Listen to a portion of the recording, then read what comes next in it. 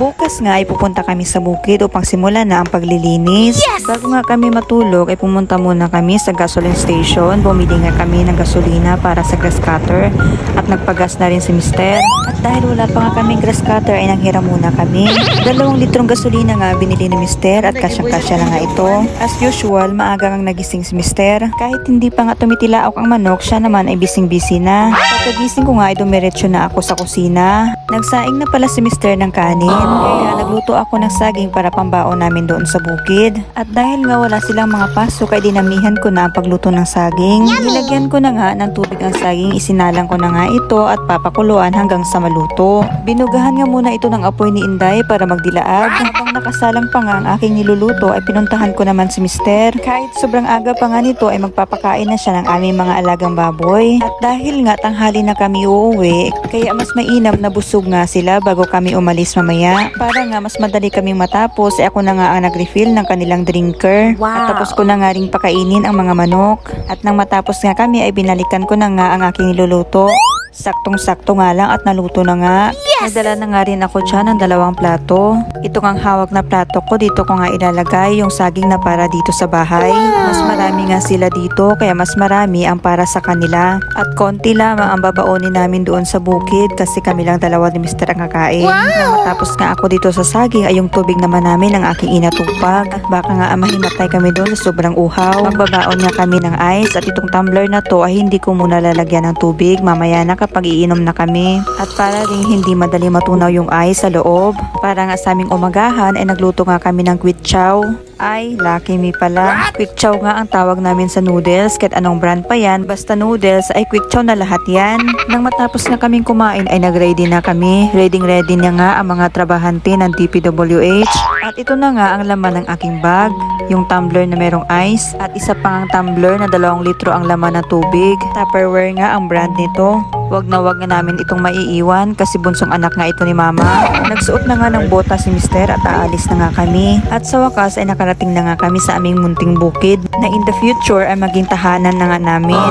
For now, lilinisan na lang muna namin dahil malingat nga lang ng 3 buwan. Tsak pagbalik mo ay kagubatan na nga ito. Itong nylon nga ito ay tumata yung blade ng grass cutter at wag nating ismulin yung nylon na yan. Dahil kapag natamaan ka nga niyan ay naku, mabubutas nga ang tagiliran mo. Ito nga tinitingnan ko yung mga tinanim namin na tanglad. Aba akalain mo sa init ng panahon ay nabuhay nga sila. Ayan at nag-ready na nga si Mister at mag-a-assemble na. Akala mo naman si Mister magluluto. Bakit nga ba siya nakasuot ng apron? Ay, sako pala yan. At dito na nga nagsimula na tumaas ang BP ni Mister. Ang tagal nga niyang napaandar itong grass cutter.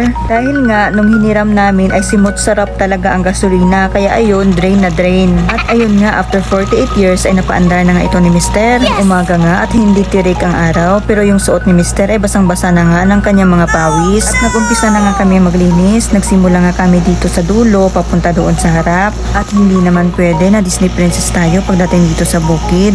At audience impact lamang habang nagtatrabaho si Mister. At dahil operation linis nga ito kaya't pinagdadampot ko na at inilagay sa isang area yung katawan ng kamuting kahoy, paluan ng lubi at tuyot na dahon ng saging. Napatigil nga ako sa aking ginagawa kasi nga may hiningi si Mister na kanyang tools at dahil medyo malayo nga siya kaya tinapon ko na lamang sa kanyang mukha at pinagpatuloy ko na nga ang aking ginagawa. Maganda nga ang panahon kaya hindi mainit pero kahit ganun ay pinagpapawisan pa rin nga ako. Nilinisan ko na nga rin ang paligid ng aming tanim na kalamansi. Kala ko nga noon nung naglilinis kami na lampas bewang ang damo ay hindi na nga sila mabubuhay. Buti nga naman at nagmana sa amin kahit saan mo ilalagay ay makakasurvive. Malawak na nga rin yung natapos ni Mister kaya nag-water break muna siya at uhaw na nga ang camel. Alam niyo naman yung dala kong yelo buong buo pa. Sarap nga ang malamig na tubig lalong lalo na kung pinagpapawisan ka. Wala ngang inaaksay ang oras si Mister. Dahil nga maganda ang panahon kaya after niyang uminom ng tubig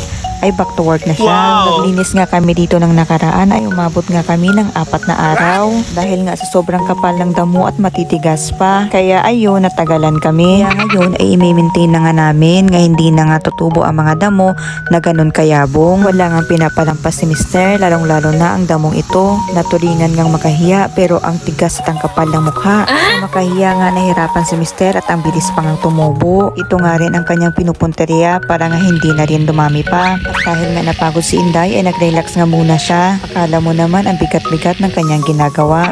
At may dala pang ang ventilador. At dahil papunta na nga si Mister doon sa harap kaya lumipat na rin ako ng pwesto at nang malapit nga kami sa isa't isa. At para rin kapag may kailangan siya ay mabilis ko nang maibibigay sa kanya. Alas 10 na nga ito ng umaga, 6 AM kanina ay nandito na nga kami kaya tinanong ko si Mister kung napapagod na ba siya. Papalitan ko nga at ako na nga magagrass cutter. Sumagot nga naman siya na daw bahala sa mga damo at mamaya siya rin ang bahala sa akin. Kayang-kaya na nga ng kanyang mga muscle. At dahil 11:30 na nga kaya nag-pack up na kami at magpapakain pa nga sa alaga naming baboy.